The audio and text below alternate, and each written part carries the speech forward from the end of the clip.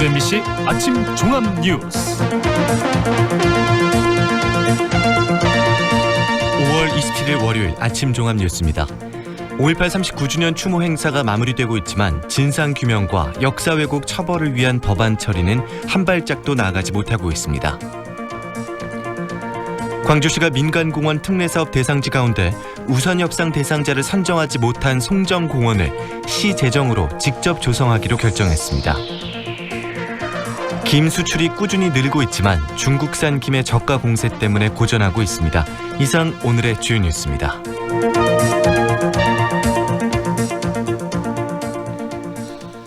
(5.18) 39주년 기념식 때 여야 정치인들이 약속했던 5.18 진상규명과 역사 왜곡 처벌을 위한 법안 처리가 한 발짝도 나아가지 못하고 있습니다. 5월 국회 정상화는 사실상 물 건너갔고 다음 달 국회가 열리더라도 5.18 관련 현안이 처리될지는 불투명합니다. 송정근 기자입니다. 제39주기 5.18 민주화운동에 참석한 여야 정치인들은 한 목소리로 5.18 관련 법안 처리와 망언 의원에 대한 징계를 약속했습니다. 특별법 개정 더불어민주당 이인영 원내대표입니다. 그리고 왜곡 처벌법에 대한 그 재정 문제라든가 이런 걸 통해서 다시는 5.18 정신을 훼손하는 이런 일이 없도록 그런 조치를 우선 취해가려고 합니다. 저희들이 적극적으로 자유한국당 한전의 의혹이 강재원 남지 않도록 의원입니다. 하는데 저도 힘을 보태겠습니다. 특별법 제정에도 노력하겠습니다. 하지만 선거제 패스트트랙 이후 국회 파행이 계속되면서 역사 왜곡 처벌 법안은 상임위에서 논의조차 되지 않고 있고 진상조사위 구성도 제자리 걸음입니다. 짝수달인 다음 달엔 국회법상 자동으로 임시국회가 열리지만 자유한국당은 여전히 패스트트랙 철회 등을 요구하며 국회 복귀를 거부하고 있습니다. 더불어민주당은 일단 국회가 열리면 5.18 관련 법안을 우선 처리한다는 방침입니다. 진상규명조사위원회 출범을 위해서 더불어민주당 광주시당 송갑석 위원장입니다. 조사위원들에 대한 자격 요건을 추가하는 그 법안의 통과와 함께 왜곡 방지를 위한 법률안도 함께 통과될 가능성이. 하지만 국회가 열리더라도 6조 7천억 원 규모의 추경안 처리와 노동 임금 관련 민생 법안 등이 산적해 있어서 5.18 관련 현안이 후순위로 밀릴 수도 있습니다. 여기에 하반기로 접어들면 여야 정당이 총선 체제로 돌입하고 선거제 개혁과 지역구 개편 등이 전국의 핵으로 떠오를 전망이어서 5월 현안들은 내년 40주년을 기대해봐야 하는 것 아니냐는 우려까지 나오고 있습니다. MBC 뉴스 송정근입니다. 5.18 민주화운동 39주년을 기념하는 행사가 유럽에서도 열렸습니다. 5.18 기념재단에 따르면 제-유럽 5.18 민중항쟁협의회는 독일 베를린에서 현지 시각으로 지난 25일 오전 정범구 주독 한국대사와 고 위르겐 힌츠페터 부인 등이 참석한 가운데 5월 열사들의 넋을 위로하고 광주 정신을 되새기는 민중제를 개최했습니다. 참석자들은 최근 보수 세력들이 5.18의 역사를 모욕하고 있다며 이번 행사가 5월 정신 계승을 위한 작은 걸음이 되길 바란다고 말했습니다. 광주시가 민간공원 특례사업 대상지 가운데 우선협상 대상자를 선정하지 못한 송정공원을 시 재정사업으로 추진하기로 했습니다. 광주시는 중앙 7공원 등과 함께 송정공원도 민간공원 특례사업 대상이었지만 우선협상 대상자 공모가 2차례나 유찰돼 시 재정을 직접 투입해서 공원을 조성하기로 결정했다고 밝혔습니다. 송정공원은 아파트 등을 지을 수 있는 비공원 시설의 부지가 고도 제한 지역에 해당돼 민간 사업자들의 관심이 낮았던 것으로 분석됩니다. 해마다 큰 성장세를 보이는 김 수출 시장이 내년에도 순조롭게 열릴 전망입니다. 하지만 값싼 중국산 김이 해외 시장을 빠르게 잠식하고 있는데요. 이 소식 최진수 기자가 전해드립니다. 지난 10일 일본 도쿄에서 열린 제25회 김수출 입찰 상담회는 5천만 달러 계약이라는 역대 최대 성과를 거뒀습니다. 수출 계약 쿼터 683만 속 가운데 마른 김이 461만 속으로 전체 쿼터의 67% 이상을 차지하고 있습니다. 김 양식과 건조 기계 같은 기술을 일본에서 들여왔지만 이제 일본을 능가하면서 국내 소비로는 이미 한계를 넘어섰습니다. 발전된 기술에 의해서 한국김수출협의회 정재강 회장입니다. 어쨌든 수출을 전담해주지 않으면 국내에서 김이 폭락하는 문제가 생길 수도 있고. 2018년산 김 생산량은 1억 6,800만 속에 이르고 이 가운데 수출량은 5,967만 속으로 수출 비중이 35%를 넘었습니다. 정부는 지난해 5억 2,800만 달러를 기록한 김 수출 시장을 2024년에 10억 달러까지 키운다는 계획입니다.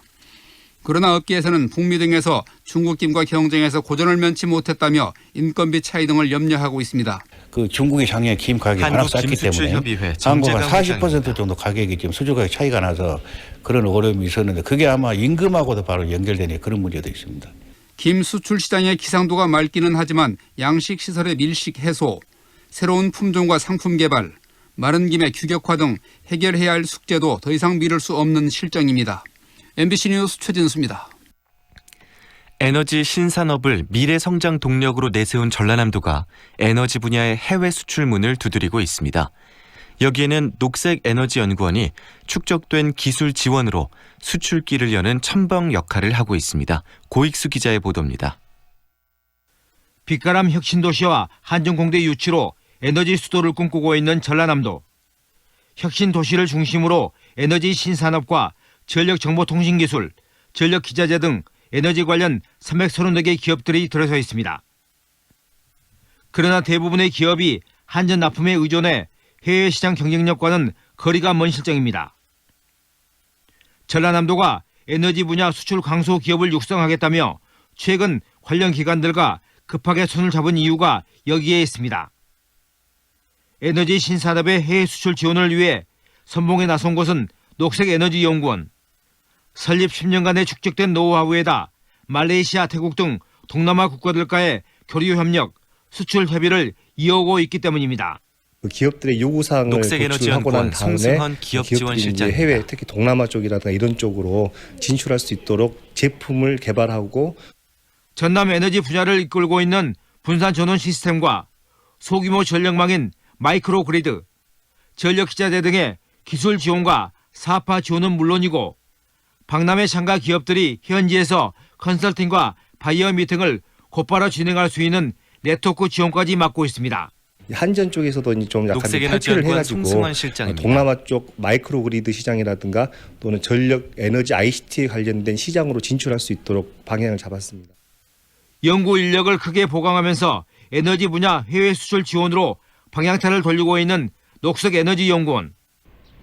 올해 안에 수출 몰골을 터 에너지 신산업의 해외 시장 경쟁력을 인정받을 수 있을지 주목됩니다. MBC 뉴스 호익수입니다. 광주 북구가 무등산 수박 품질 향상에 나섭니다. 광주 북구는 지난 22일부터 오는 9월까지 광주 북구 금곡동 산 일대 농업시험을 할 수 있는 시험밭을 전라북도 농업기술원과 함께 운영한다고 밝혔습니다. 시험밭은 재배 농가마다 다른 재배 기술을 통일하고 빈번하게 발생하는 당도 저하 등 재배 환경을 개선하기 위해 운영됩니다. 광주시가 세계 수영대회를 앞두고 주요 도로와 경기장 주변의 도로 표지판을 정비합니다. 광주시 종합건설본부는 다음 달 15일까지 경기장과 선수촌 등 주요 도로 표지 135곳의 문구를 관람객과 외국인들이 쉽게 길을 찾을 수 있도록 한글과 영문으로 병행 표기합니다. 수정된 표지판은 마스터즈 대회가 치러지는 8월 말까지 유지한 뒤 원상태로 복구할 예정입니다. 여러분은 지금 광주 MBC 라디오를 듣고 계십니다. 광주지방 현재 기온 19도입니다. 광주 MBC 아침 종합 뉴스를 마칩니다. 아나운서 김두식입니다.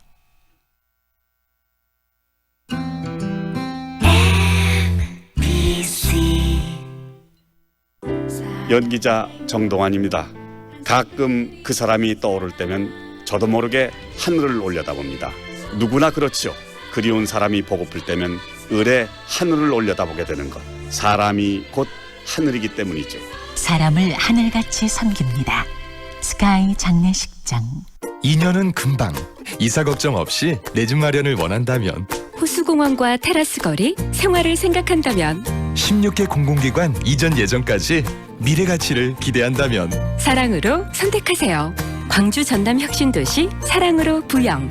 061-337-8245 부영주택. 지금 시각은 8시 10분입니다.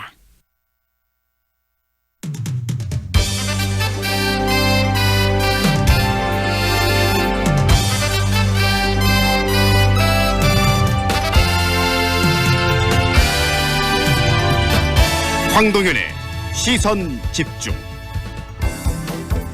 2부 시작합니다.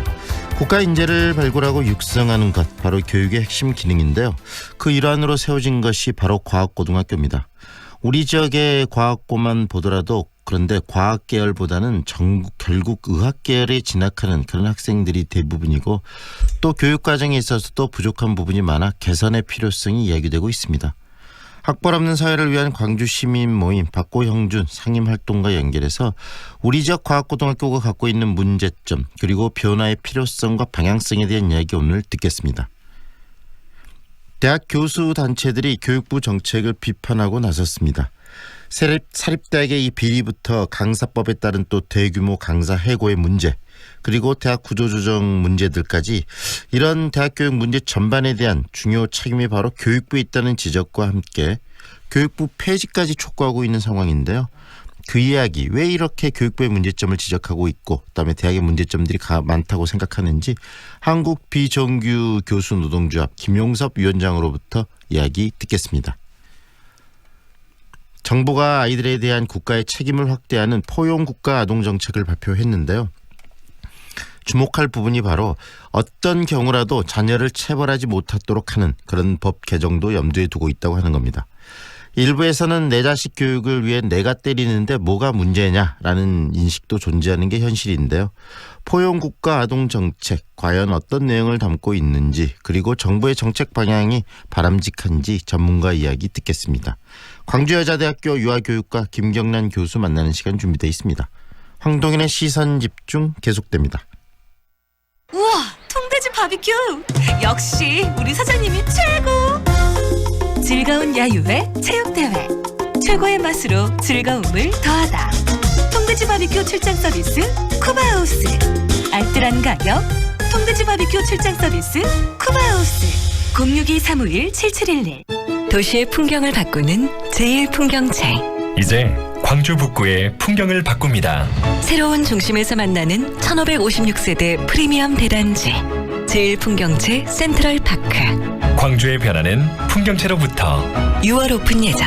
1899-2195 제1건설. 5월 빌리브 트레비체의 이름으로 특별한 122분을 모십니다. 공원 속 상록회관 자리에 스카이브리지 커뮤니티, 닥트인 파노라마 뷰까지. 광주에 없던 하이엔드 클래스. 세상의 부러움에 산다. 빌리브 트레비체. 062-367-1000번 신세계건설이 시공합니다. 좁은 국토를 효율적으로 활용하여 에너지 영토를 넓혀가는 기업이 있습니다. 탑솔라. 생명의 가치를 높이고 미래의 변화를 준비합니다. 하늘의 태양을 땅의 태양으로. 탑솔라. 2년은 금방. 이사 걱정 없이 내 집 마련을 원한다면, 호수공원과 테라스 거리, 생활을 생각한다면, 16개 공공기관 이전 예정까지 미래 가치를 기대한다면 사랑으로 선택하세요. 광주 전남 혁신도시 사랑으로 부영. 061-337-8245 부영주택. 4월 7일 장례를 치르신 유족 박상아 님입니다. 엄마 보내고 참 힘들었는데 위로가 많이 됐어요.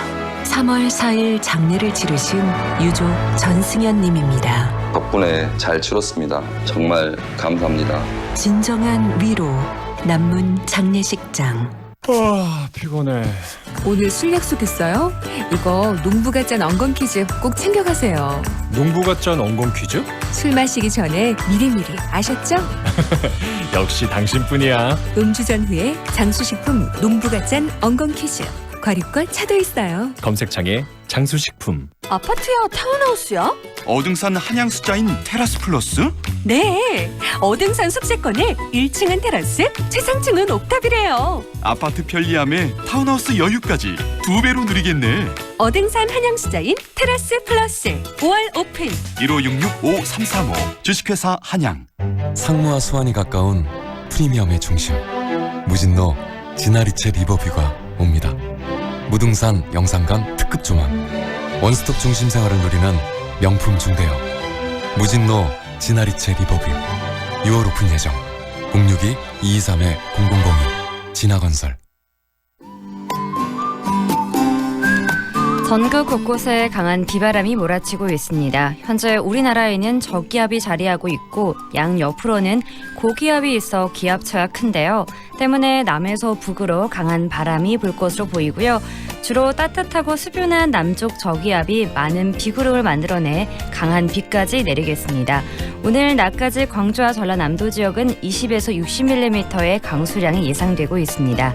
현재 광주의 기온은 18도, 습도는 99%입니다. 이어서 출근길 교통 상황 살펴보면 동문대로 무등도서관 사거리에서 말바우 사거리 방향은 장날 관계로 인해서 교통량이 많습니다. 지금까지 좋은 아침, 좋은 일자리, 광주 전문 취업 어플 사랑방자 협찬 날씨와 교통정보의 한아름이었습니다. 황동현의 시선집중과 함께하고 계시는 지금 시각 8시 16분 막 지나고 있습니다. 국가 경쟁력 강화를 위해서 과학기술 인력의 양성 매우 절실하고 중요한 문제입니다. 정부는 과학기술 인재 양성을 위한 구체적인 방안의 하나로 과학고등학교를 만들었습니다만 사실상 대부분의 학생들이 의과대학에 진학하는 경우가 많고 또 교육과정이나 체험활동 면에서도 여러 가지 문제들이 많이 드러나고 있다고 합니다. 개선의 목소리가 나오고 있는데요. 그 이야기 듣겠습니다. 학벌 없는 사회를 위한 광주 시민 모임 박고영준 상임활동가 연결합니다. 안녕하세요. 예, 안녕하세요. 네, 광주과학고등학교 우리 지역의 유일한 영재학교로 알려져 있습니다. 이 광주과학고등학교의 성격과 운영 방식에 대해서 먼저 정리를 한번 해볼까요? 예, 광주과학고는 이제 영재학교라는 학교 유형인데요. 네. 예, 이공계열 인재 양성을 위해 영재교육진흥법을 근거로 설치된 고등학교로 이제 전국에 8개가 있고요. 총 한 해 790여 명을 선발합니다. 네. 광주의 영재학교는 앞서 얘기했다시피 2012년에 승인받은 광주과학고가 유일하고요. 네. 영재학교는 이제 다른 학교와 달리 학업 성취 능력, 그러니까 흔히 소위 이제 성적이 우수한 중학교 졸업 예정자를 선점하는 네. 학생 우선 선발 권한을 가지고 있고요. 막 이제 이게 영재학교가 국가에서 지원을 해주는 거예요. 교육청이 아니라 해서. 네. 네, 그냥 막대한 국가 지원을 받아서 경학급이라든지 대학 수준의 실험 기반 시설이 갖추어져 있습니다. 네, 그렇다면 우선적인 어떤 그 권한들도 좀 많이 있을 것 같고요. 학교가 가진, 그다음에 국가가 직접 지원을 해주니까, 그다음에 또 혜택도 많을 것 같은데 어떤 혜택들이 있습니까? 예, 경이로운 예산을 자랑하는데요. 네. 네, 광주 과학고등학교보다 영재학교가 예산이 굉장히 많은 편입니다. 네. 실험실 수준은 웬만한 대학을 압도하는 경우가 많아서요. 네. 인근 대학교에서 영재학교의 실험실을 빌려 쓰는 일도 가끔씩 생긴다고 하는데요. 네. 이런 연구 중심 대학같이 극강의 인프라를 갖춘 대학보다 대학에 비하면 이제 별거 아니지만은 네. 이제 기존의 대학의 실험실보다는 다량의 최신 장비를 무장하고 있다고 해도 과언이 아닙니다. 그걸 비교하는 수치로는 예산이 있을 것 같은데요. 네. 네, 예산을 가장 많이 받는 한국과학영재학교 같은 경우는 2017년의 경우 예산이 221억에 가깝다고 합니다. 네.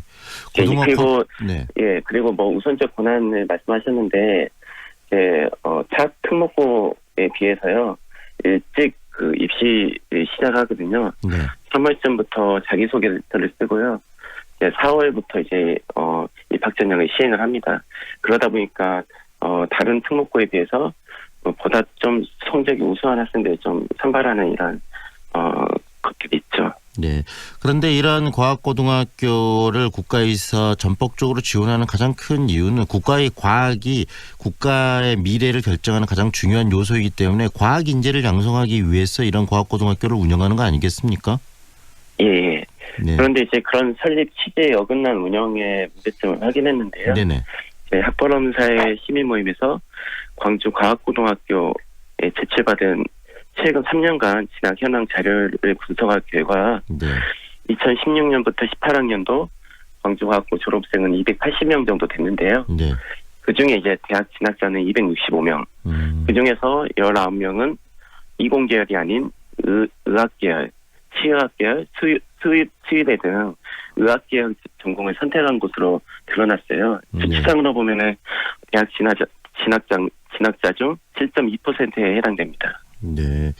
그래서 이 과학 영재를 키우기 위한 이런 고등학교가 지금 이 이공계나 이런 부분이 아닌 과학 계통이 아닌 의학이나 이런 부분으로 가는 것들은 어떻게 보면은 인력에 대한 또 다른 다른 방식으로 유출이 아닌가라는 생각도 드는데 그런 부분들이 갖고 있는 문제점은 어떤 거라고 생각하세요?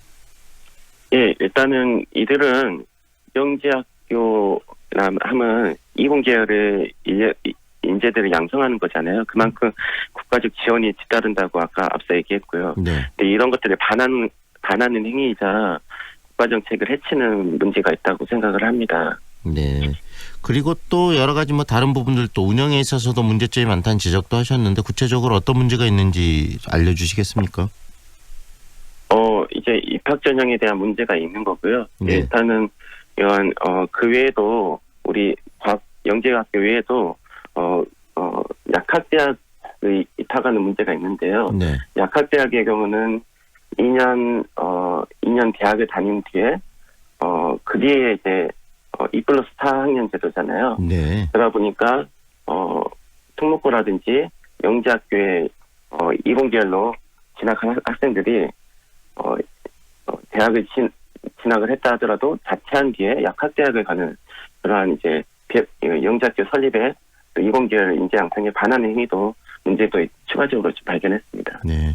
그렇다면 뭔가 개선이 필요할 것 같은데 우리 활동가께서 보시기에 이 대학 진학하는 대학의 어떤 성향이나 이런 것들이 좀 문제점을 지적하셨는데 이 과학고등학교의 교육 방법, 커리큘럼이나 또 그 밖에 여러 가지 운영의 방식이 어떻게 바뀌어야 된다고 생각하세요? 일단은 그 커리큘럼은 지금처럼 뭐 운영이 돼도 네. 내부 사정 잘 모르겠으면 그에 대한 이견은 없는데요. 네. 다만 이런 입학 전형에 따른 의학계열을 선택하거나 다른 이제 이공계가 아닌 계열에 진학을 하는 부분에 대해서는 충분한 페널티가 있어야 된다고 생각합니다. 네.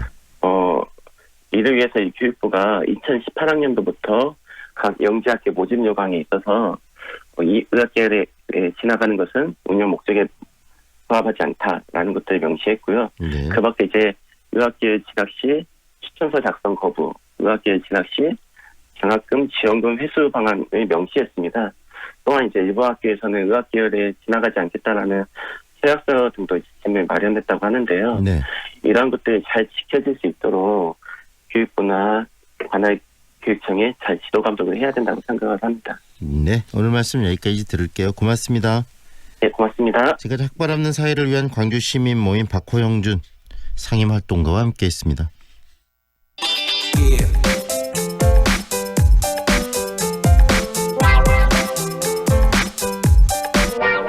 전국의 대학 교수 단체들이 목소리를 높이고 있는데요. 이 대학의 문제는 바로 교육부의 문제다라는 이야기입니다. 사립대학교 비리부터 강사 해고 사태 또 대학 구조조정까지 대학 교육 전반으로 뿌리내린 여러 문제에 대해서 교육부의 책임과 또 새롭게 이것을 개선할 수 있는 그런 결단을 요구하고 있는 겁니다. 한국 비정규 교수 노동조합 김용섭 위원장 연결해서 관련 이야기 듣겠습니다. 안녕하세요, 위원장님. 네, 안녕하십니까. 네, 국내 대학 교육의 문제 정말 오랫동안에 골마왔던 그런 부분이 아닐까 싶습니다. 구체적으로 어떤 문제점들을 현재 대한민국의 대학들이 가지고 있는지 정리를 한번 해볼까요? 예, 간단하게 말씀드리면 그 과다한 경쟁과 억압, 배제와 차별 이게 교육 현장의 심각한 수준이고, 네. 또 청소년의 자살률, 그 사교육비, 등록금 부담. 이로 인한 그 삶의 질자, 일관성이 없고 불공정한 이 대학 입시 정책, 또 시장의 노예로 만드는 대학 교육, 대학을 졸업하고도 미래가 불투명한 이 청년들의 이 불안한 이런 현실이 고스란히 그대로 어떤 이 고등교육의 네. 위기로 대두되는 거 아닌가 이렇게 생각합니다. 네. 이 특히 재단 문제도 좀 심각하지 않습니까? 사립 재단들이 특히 뭐 사립 대학을 소유하고 있는 재단들이 갖고 있는 여러 비리들도 계속 터지고 그러는데 그런 부분들도 개선되지 않는 것도 하나의 문제가 아닌가 싶기도 해요, 위원장님. 예, 그렇습니다. 우리나라에 지금 그 고등교육을 사립이 86.3%를 담당하고 있는데, 네. 이런 대학들이 설립 당시에 물론 그 고등교육법에 따라서 대학 설치령에 따라서 설립이 되고 유지가 되지만은 기본과 원칙만 지켜도 되는데 우리나라에는 고등교육 관련 법령이 헌법에도 물론 보장하고 있지만 40여 개 법률과 180여 개 하위 법령으로 이루어져 있는데 네. 그런 기본과 원칙을 이 대학들이 안 지킨다는 이야기입니다. 네. 27개 대학이 비리로 교육부 감사를 받았는데 전부 중징계를 받아야 할 대학들이 전부 경고나 이런 경고로 거쳤거든요. 네. 경징계로 거쳤거든요. 이거는 다시 말하면 교육부가 제 책무를 다 하지 않고 있다는 이야기입니다. 결국은 교육부가 대학을 관리하고 방향성을 잡아야 될 교육 정책이 제대로 대학 현장에서 실행되고 있지 않고 그에 대한 관리 감독도 이루어지지 않고 있다는 이야기시네요. 그렇죠. 그러니까 네. 교육부 감사를 받고 나면 그런 대학들이 오히려 면죄부를 얻는 그런 역설이 일어나는데 이거는 이제 지금 오랫동안 우리가 비판을 하고 했는데 네. 해전문 인사에 있거든요. 네. 그는 다시 말하면 교육부 관료를 지낸 사람들이 네. 이런 분들이 이 사립대학에 교수나 또 총장이나 이런 직으로 옮겨간다는 이야기입니다. 결국은 그러니까, 교육부 관료들이 그 대학의 총장이나 또 뭐 교육실장이나 이런 자리로 가서 교육부와 대학의 어떤 로비의 창구로서 역할을 할 수도 있겠네요. 그렇죠. 그게 지금 우리나라 이 대학의 역사가 그걸 증명하고 있으니까요. 네. 그리고 하나 우리가 또 이 대학에 있어서 꼭 짚어야 될 게 위원장님, 시간 강사분들의 처우를 개선하기 위해서 이 강사법도 지금 오는 8월부터 지금 시행이 되는데 이 강사법 때문에 지금 이 시간 강사분들의 대량 해고가 일어나고 있다고 이야기를 하고 있는데 이것도 굉장히 심각한 문제인 것 같아요. 현장에서 느끼는 것들은 어떤 겁니까? 예, 아주 심각한 수준인데 이 개정 강사법은 2011년부터 개학이 돼서 4차례나 유예되고 7년이나 끌어왔어. 이 교육부적으로 강사제도 개선 협의회가 구성이 되고 각 단체에서 대표를 파견해서 18차례 회의 끝에 합의안이 도출됐고 네. 그 합의안을 기초로 해서 이 개정 강사법이 마련이 됐거든요. 개정 강사법이 문제가 아니고 네. 이거를 받아들이는 대학의 의식이 문제라는 이야기입니다. 네. 약 30% 이상의 강의를 담당하고 있는데 이 강사들의 강의 노동에 대한 임금비 지출은 3% 정도에 불과하거든요. 네. 그러니 재정 문제를 핑계대고 강사를 해고한다는 거는 이거는 어불성설입니다. 네, 기본적인 법의 취지에 어긋나는 행동들을 이렇게 각 대학들, 재단을 중심으로 지금 사립대학 중심으로 하고 있는데도 불구하고 그 부분에 대해서 교육부가 특별한 조치를 취하고 있지 못한가 보죠? 그렇습니다. 교육부에서는 저희들이 여러 가지 기자회견이나 이런 형태를 통해서 해고 강사가 이번 예비 시행 단계인 이번 1학기에 이미 14,000명 정도가 해고됐다 이래 이야기를 하거든요. 네.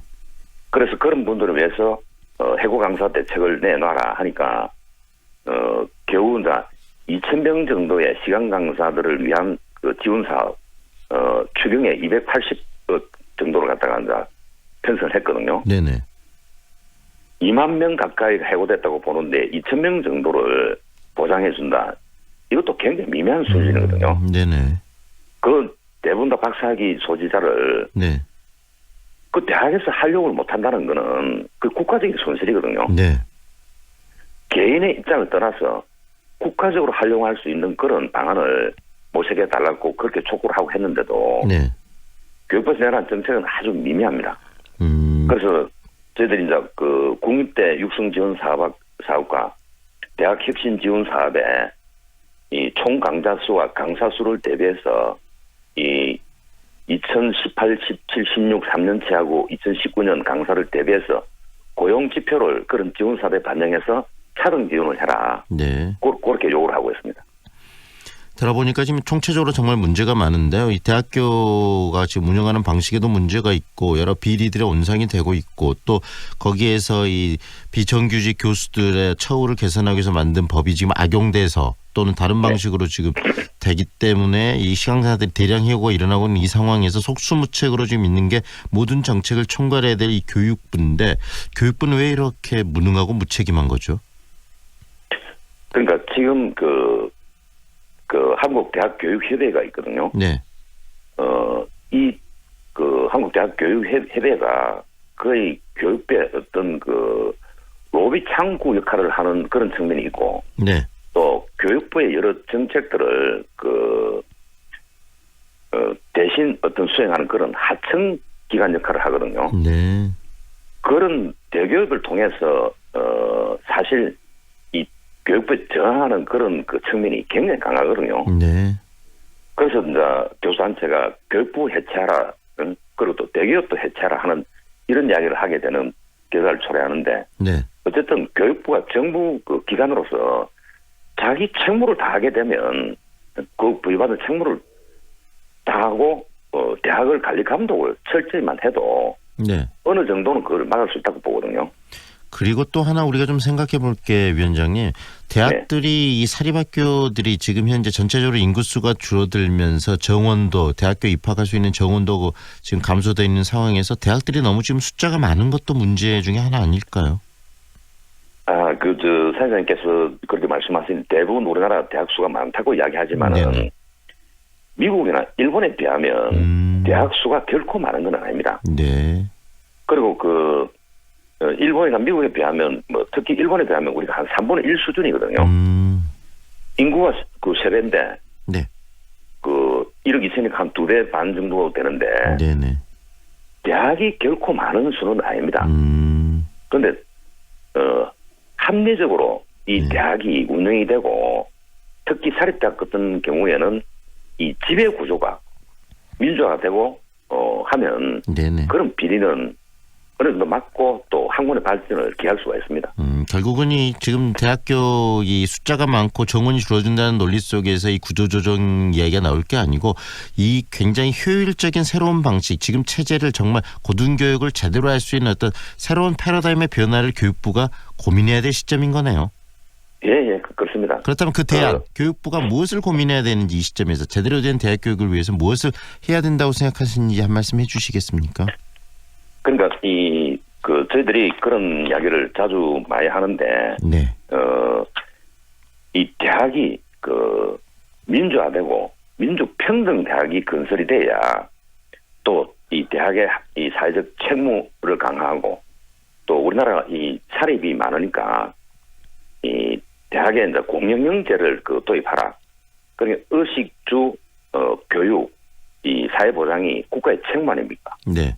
그런데 그 책무를 한국은 어쨌든 사립의 고등교육을 86% 이상을 갖다가 위탁을 하고 그 책임을 오랫동안 방기해왔거든요. 네. 그런 책임을 다하기 위해서는 이제 사립대학을 공영형 사립대학으로 전환시키는 그런 문재인 정부 공약에도 나와 있지만은 네.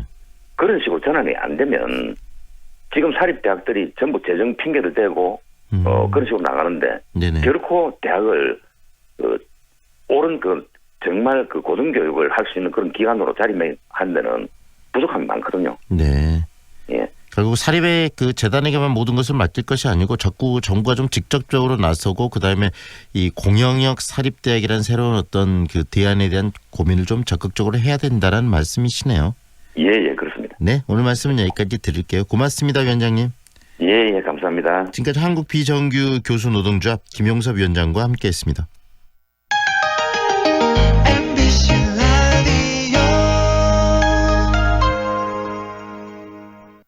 배우 한은정입니다.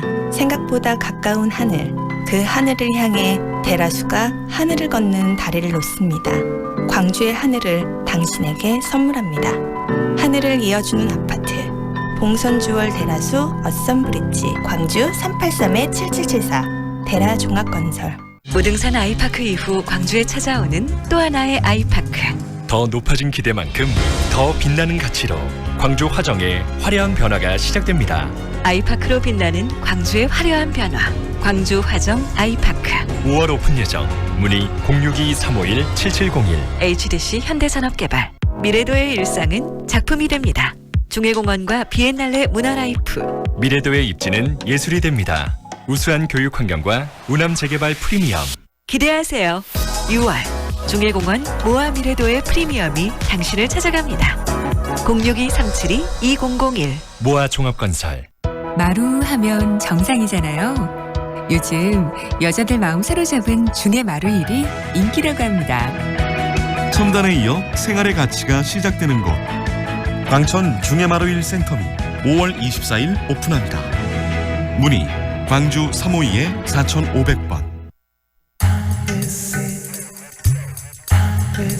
93.9.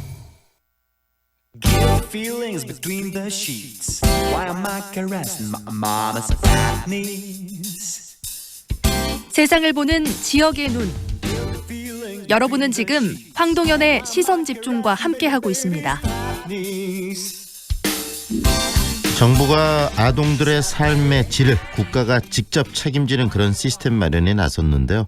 아동에 대한 보호, 인권과 참여, 그리고 또 건강과 놀이 권리를 담은 포용국가 아동 정책을 발표했습니다. 이 정책 가운데 또 주목되는 게 민법에 허용된 부모의 체벌 권리를 제한하겠다라는 이야기도 나오고 있는데요. 자기 자식이라도 본인의 자녀라도 체벌할 수 없다, 때릴 수 없다라는 것을 의미하는 겁니다. 정부의 아동 정책이 담고 있는 내용 오늘 한번 정리를 해보고요. 특히 학대에 노출된 아동을 위한 촘촘한 보호망이 될 수 있을지도 검토를 해보겠습니다.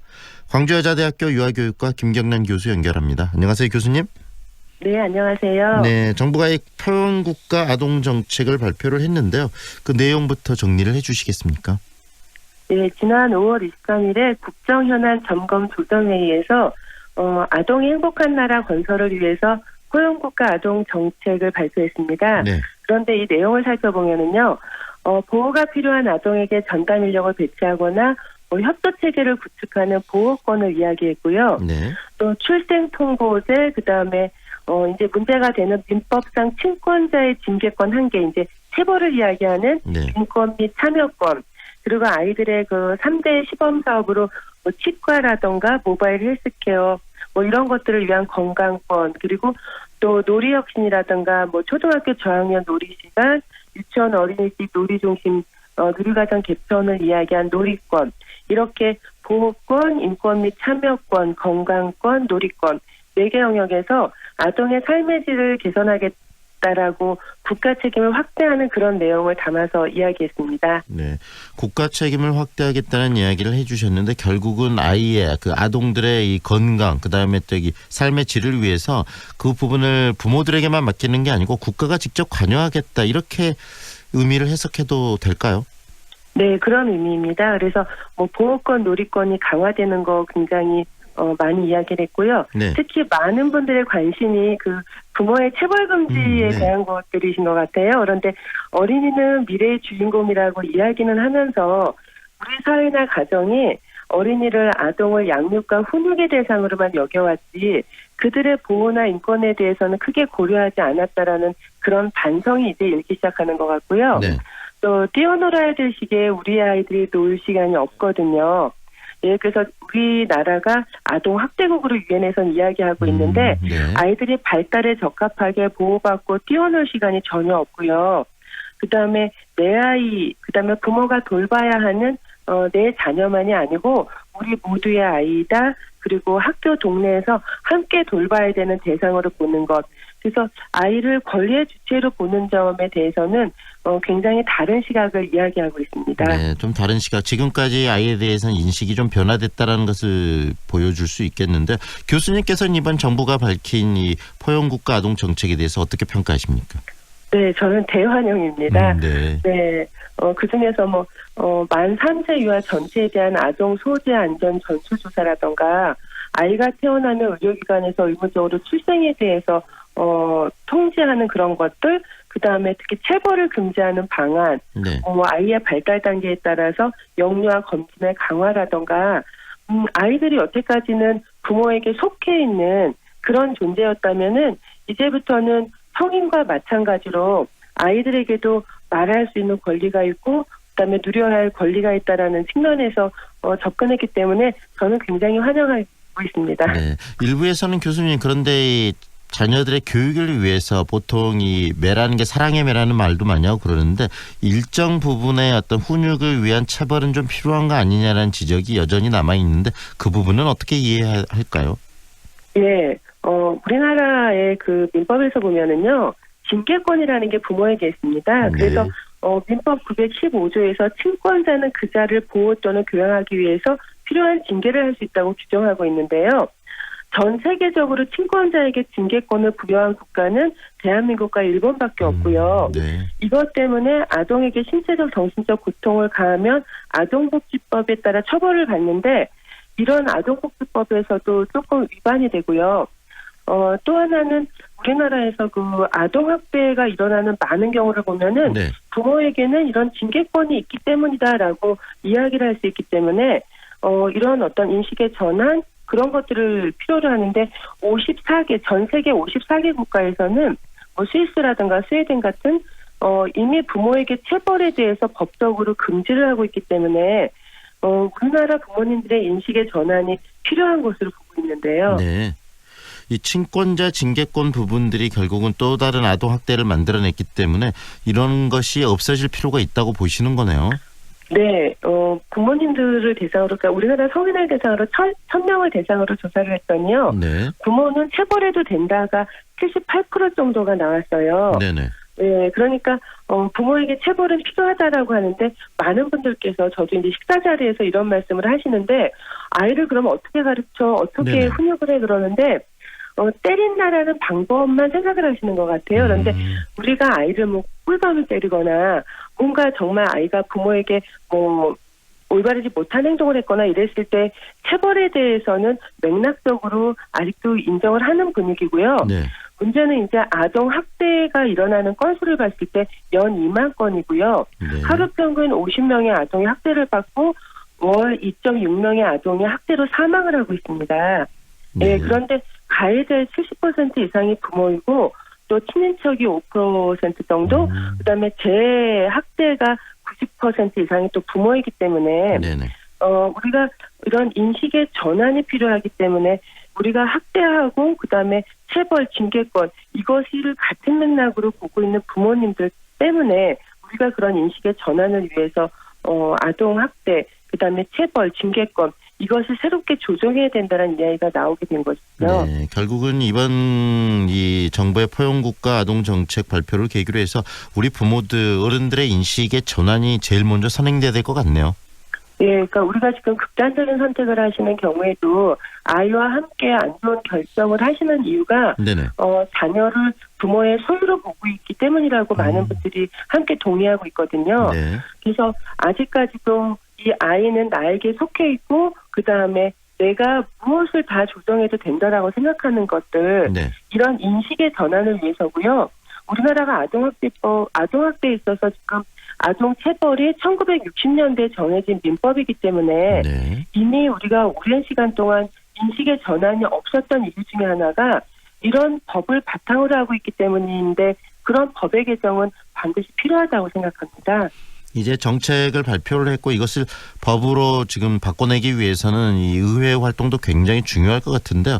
이런 좀 아동들의 복지를 향상시키고 정말 체벌 없는 나라 그리고 또 아동들이 학대받지 않는 나라를 만들기 위해서 정치권이 좀 나서야 될 부분들은 어떤 것이 있다고 생각하시는지 한 말씀 곁들여 주시죠. 예, 일단 소요 지원이라든가 인력 확보를 위한 정책 과제가 제대로 실행되는 일인데요. 네. 예를 들어서 아이들의 놀이권을 보장하기 위해서 놀이 환경 개선에만도 5년간 5천억 원을 예상하고 있고요. 또 요보 아동을 위해서 시군부 담당 인력을 증원해야 되고 이런 것들에 대해서 일단 재원 확보가 중요한데요. 또 더 중요한 거는 우리가 데이트 폭력이라든가 학교 폭력이라든가 가정 폭력 이런 것들이 체벌을 통해서 아이들이 형성된 의식이라고 생각하거든요. 네. 예, 그래서 아이는 때려도 된다라는 그런 생각의 전환이 부모가 아이를 어떻게 훈육하고 어떻게 양육해야 되는지 그런 익숙함에도 있기 때문에 아동 권리에 대해서 국민 인식을 제고하는 그런 부모에게 어떤 자녀 양육, 훈육 이런 것들에 대한 지원도 함께 강화되어야 하고요. 네. 대한민국 모든 사람들이 일단 아이는 그들의 권리가 중요하고 지금 오늘이 행복해야 아이의 미래도 행복하다라는 그런 인식을 갖는 것. 그래서 우리가 왜 3살 버릇 80까지 간다 그러는데요. 네네. 3살 정서도 80까지 갑니다. 많은 연구 결과에 의해서. 그래서 지금 오늘의 행복한 아이를 만드는 건 우리 아이들에게 가장 중요한 일입니다. 현재를 행복하게 만들어주는 것이 바로 아이들의 미래도 행복하게 만들어주는 것이라는 말씀이시네요. 네, 그렇습니다. 네, 오늘 여기까지 듣겠습니다. 교수님 고맙습니다.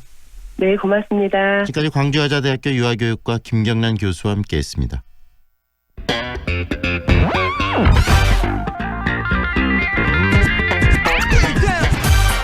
다양한 남도의 소식을 만나보는 시간이죠. 오늘은 전남 동부권 소식 정리하겠습니다.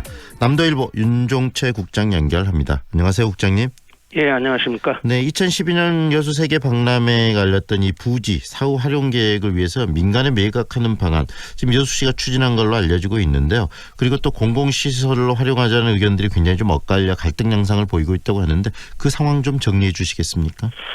예, 우선 여수 세계 박람회 재단은 2012년 박람회를 개최하면서 정부로부터 받은 투자금 3,700억 원을 상환하기 위해서 박람회장 내 리조트 숙박시설이 들어설 A구역과 워터파크 시설 B, C구역, 네. 복합상업시설 FG구역 등 5개 구역의 면적 79,930제곱미터를 민간업체에 매각을 추진하고 있습니다. 네. 지난 2013년부터 사후 활용을 위해서 민간 매각을 추진했습니다마는 평가 결과 사업 내용이 박람회 성격과 맞지 않아서 진행되지 못했습니다. 네. 그러나 최근에 숙박시설과 워터파크, 복합상업시설 전체를 개발하거나 구역별 투자 의사를 밝힌 업체들이 나타나면서 민간 매각이 급물살을 타고 있습니다. 네. 다만 전남도가 워터파크 시설 구역에 컨벤션 센터를 짓겠다는 계획과 여수 광양항만공사에서 박람회장의 항만시설 지정 필요성에 따라서 매각 일정을 조정해달라는 요청이 있어서 네네. 재단은 일시적으로 민간 매각을 중단한 상태입니다. 네.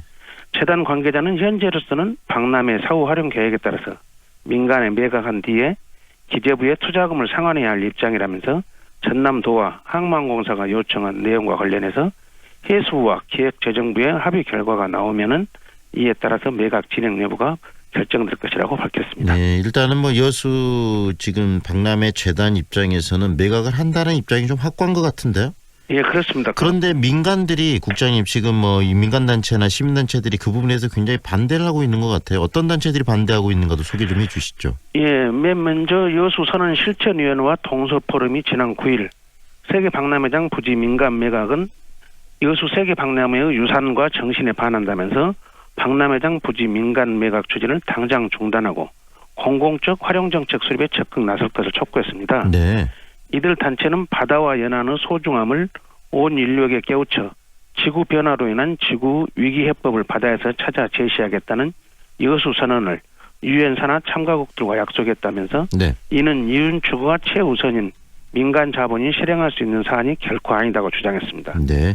특히 문재인 대통령은 후보 시절 세계 박람회장에서 동서포럼과의 간담회를 통해서 참여정부가 여수 박람회를 유치한 것은 일회성이 아닌 지역 미래 발전의 성장 동력으로 삼기 위해서였다면서 이 부지를 민간 매각해버리면 문 대통령의 약속은 물거품이다고 여수 세계 박람회의 가치 역시 그와 함께 사라지고 말 것이라고 강조했습니다. 네.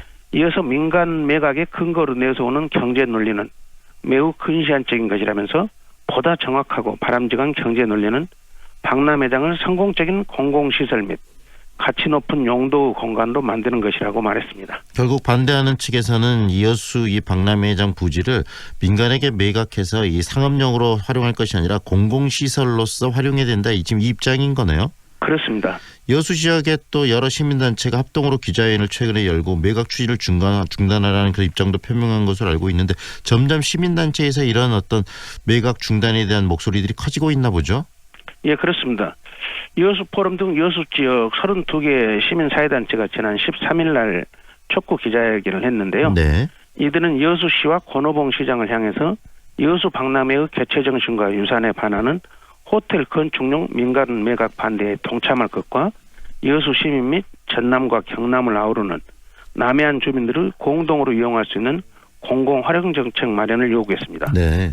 임영찬 여수선언 실천위원회 집행위원장은 최근 여수시장과 박람회장 민간 매각 반대를 위해 면담한 결과 여수시장은 정부 선투자금 상황과 여수 지역경제 활성화를 위해서 박람회장 활성화가 중요하다고 말했다면서 현 시장은 길어야 앞으로 3년인데 30년을 생각하는 지역민을 무시하고 무분별한 민간 투자자 매각이 이루어지는 것이 직무유기다고 말했습니다. 일단 권오봉 시장을 중심으로 한 여수시와 시민들이 좀 부딪히는 양상인 것 같은데 여수시 이후에도 여수 세계 박람회장의 민간 매각 추진 지금 중단을 촉구하고 있다면서요. 그렇습니다. 서완석 의장 등 여수시의회 최저의원 26명 가운데 박람회장 민간 매각 반대 의원 21명이 서명한 여수 박람회장 민간 매각 중단 건의문을 지난 22일 기재부와 해수부 등 중앙부처와 국회에 발송했습니다. 시의회는 건의문을 통해서 세계 박람회 성공 개최는 여수 시민과 남해안권 주민들이 이뤄낸 값지고 자랑스러운 성과라며 박람회장 사후 활용을 통해서 지구촌을 향한 박람회의 이념을 구현하고 남해안 시대를 열어가겠다는 정부의 약속은 지금에 와서 헛된 구호에 그치고 있다고 지적했습니다. 네. 의회는 이어서 도리어 박람회장을 민간에 매각하겠다는 정부의 방침은 세계 박람회 정신과 그 유산을 저버리는 행위며 30만 여수 시민의 염원에 반한다며 매각에 치중하는 정부 움직임에 깊은 우려를 보낸다고 밝혔습니다. 서완석 의장은 박람회장 부지와 시설에 대한 투자비 회수의 급급에 처분해서는 안 될 것이라는 것과 장기적인 안목과 비전을 갖고 공공성을 살려나가는 방향으로 활용해야 한다는 문재인 대통령의 말을 상기할 필요가 있다고 주장했습니다. 네. 시의원들은 권오봉 시장과 시 공무원들에 대해서도 공공성을 가미한 박람회장 사후 활용 방안을 마련하고 박람회 때의 여수 선언 실현 및 유엔 기후변화 협약 당사국 총회 유치에 국가계획 확정을 위해서 전력 투구해 줄 것을 요구했습니다. 네. 그리고요 또 전라남도 의회에서도 지금 이 부분 여수 세계 박람회장 이 부분을 가지고 공적 기능 강화를 좀 촉구하는 건의안이 채택됐다면서요.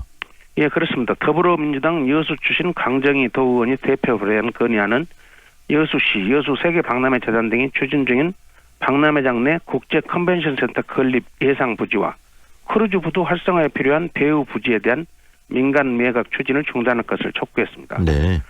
강정희 의원은 국제 컨벤션 센터 건립 부지가 수익 창출을 최고 가치로 여기는 민간의 매각될 경우 애초 사후 활용 후 취지와 목적에 맞게 국제 컨벤션 센터가 설립되지 못하고 무늬만 컨벤션 센터인 호텔의 부속 시설로 전락할 것이라면서 이같이 밝혔습니다.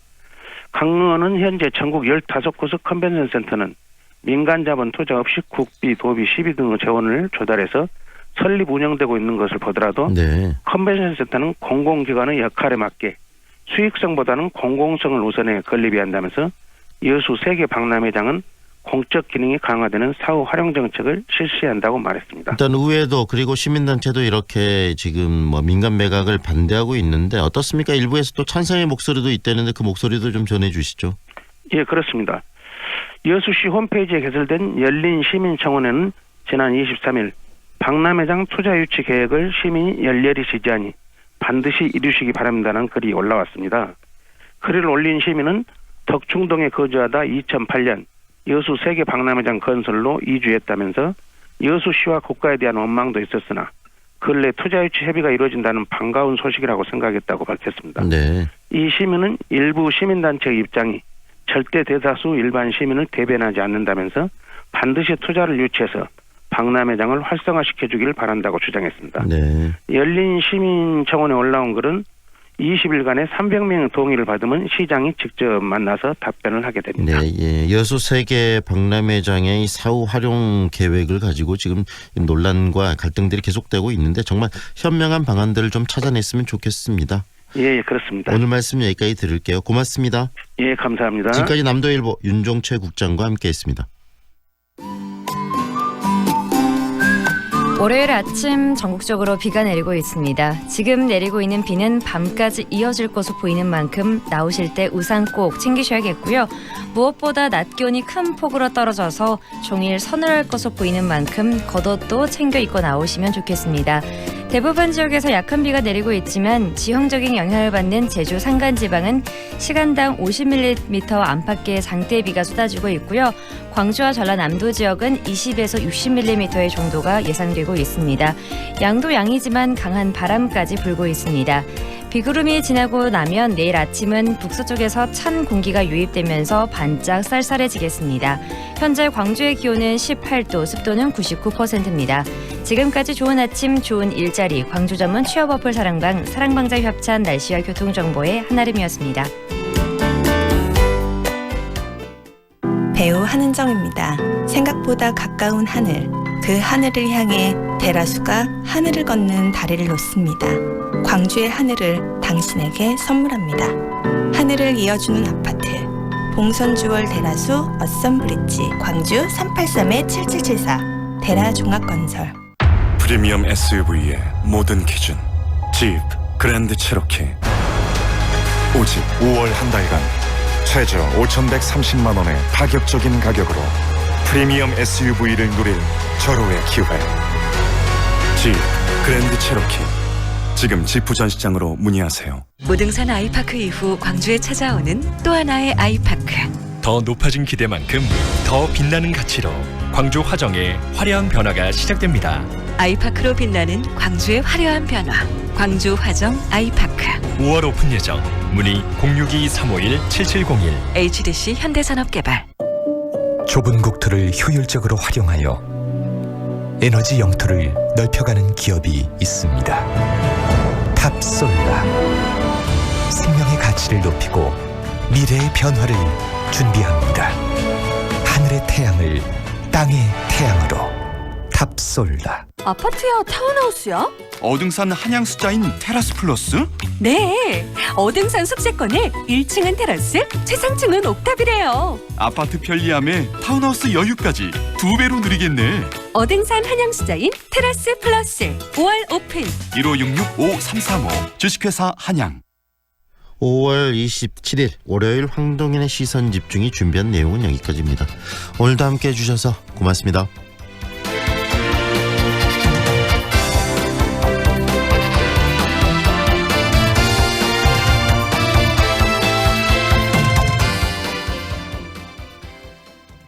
지금 시각은 8시 57분입니다.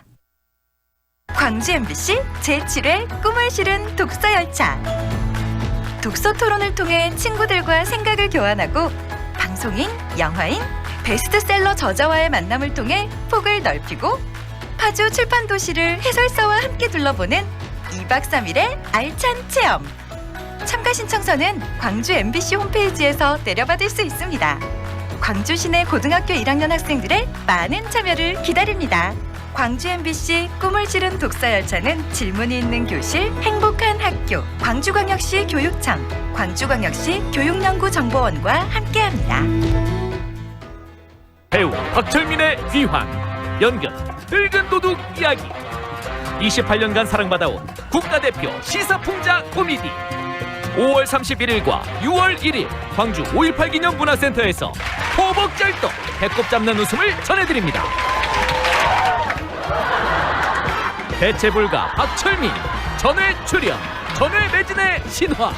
2019년에도 통쾌한 웃음은 계속됩니다. 연극 늙은 도둑 이야기. 공연 문의 1588-5187.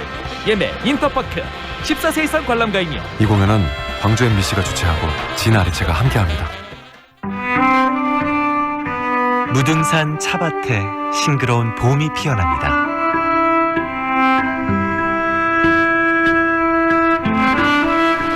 내 그림은 무등산 물로 그리고 내 차는 무등산 물로 달인다. 하늘과 땅, 사람을 귀히 여겼던 의제 허백년의 삼해 정신이 깃든 무등산. 무등의 품에서 살아온 빛고울은 시련 앞에서도 하나 된 세상을 이루었습니다. 5월 푸르른 무등의 찻잎은 광주를 닮았습니다. 광주는 무등을 닮았습니다. 알수록 귀한 산 무등산. 무등산은 광주의 정신입니다. 광주 MBC 캠페인 무등산을 사랑하자. 이 캠페인은 현대해상, SK 브로드밴드와 함께합니다.